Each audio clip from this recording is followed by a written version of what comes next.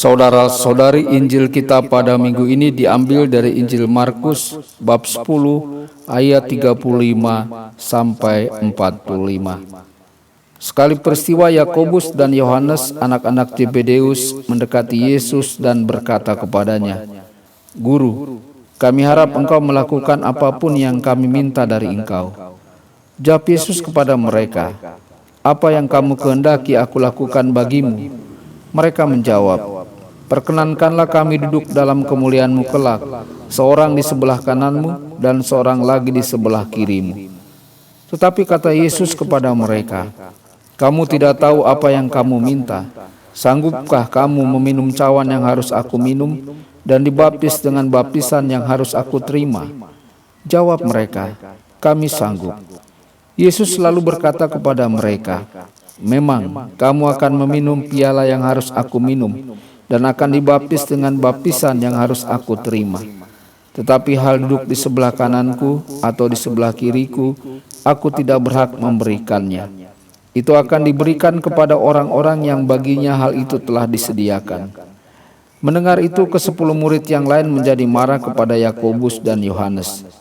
Lalu Yesus memanggil mereka dan berkata, "Kamu tahu bahwa mereka yang diakui sebagai pemerintah bangsa-bangsa bertindak sebagai tuan atas rakyatnya, dan para pembesarnya bertindak sewenang-wenang atas mereka. Tetapi janganlah demikian di antara kamu. Siapa saja yang ingin menjadi besar di antara kamu, hendaklah ia menjadi pelayanmu.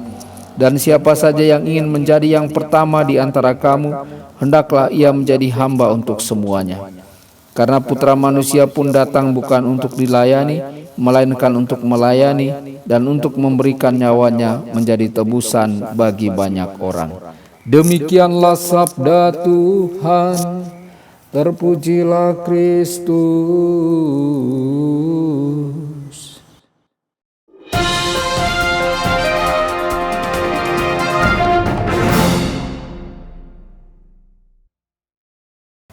Saudara dan saudari terkasih dimanapun Anda berada, jumpa lagi dengan saya Romo Tedens dalam saluran Warta Kabar Sukacita.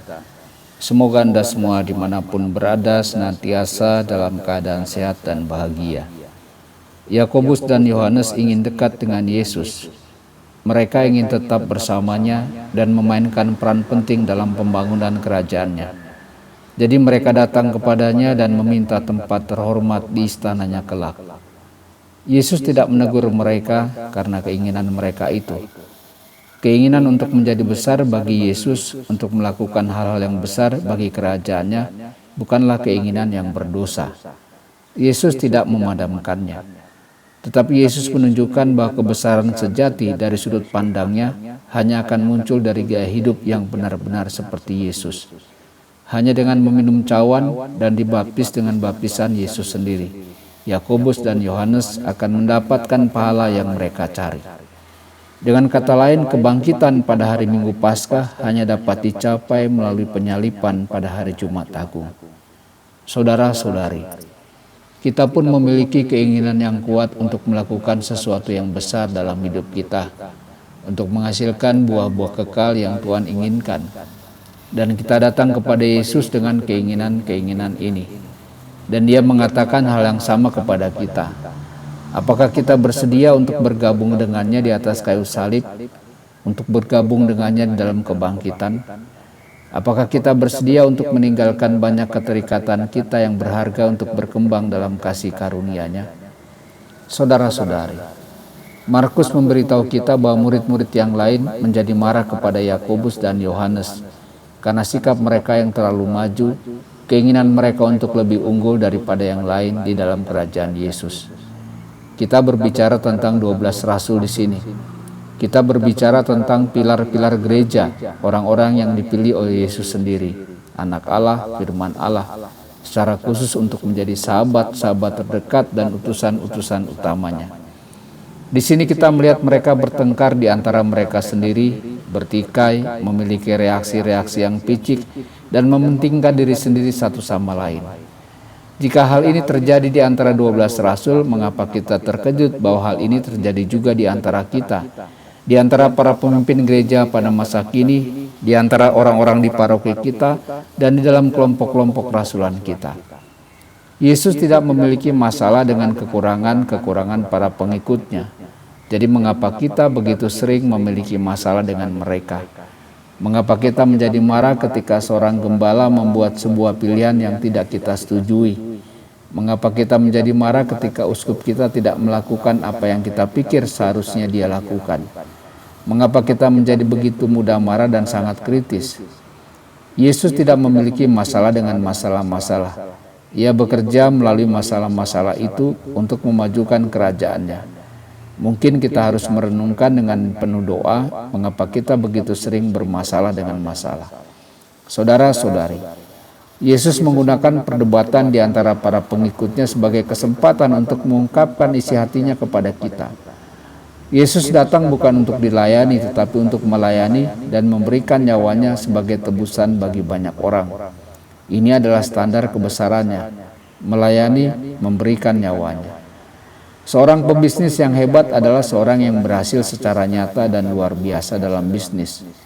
Seorang politisi yang hebat adalah seseorang yang berhasil secara nyata dan luar biasa dalam politik. Tetapi seorang Kristen yang hebat, satu-satunya kehebatan yang akan bertahan setelah kematian dan memiliki dampak yang kekal, tidak akan pernah terlihat luar biasa dalam hal apapun. Kebesaran orang Kristen terletak pada kesetiaan mereka kepada Kristus, kepada kehendaknya, kepada pengajaran dan teladannya. Kadang-kadang hal ini dapat menjadi dramatis seperti dalam kasus para martir. Terkadang hal ini dapat terlihat seperti ketika orang-orang Kristen yang hebat juga merupakan pebisnis, politikus, seniman, dan penemu yang hebat. Tetapi esensi dari kebesaran dari sudut pandang Tuhan kita tersembunyi. Itu ditemukan dalam hati kita. Hati yang diserahkan sepenuhnya kepada Kristus dan kerajaannya. Apakah kebesaran seperti itu yang kita cari? Tuhan Yesus memberkati dan menyertai Anda semua. Sabda Allah adalah kebenaran. Sabda Allah adalah kehidupan. Mari kita mencintainya, mari kita menghayatinya. Ya Tuhan yang ku muliakan, sabdamu angkat resahku.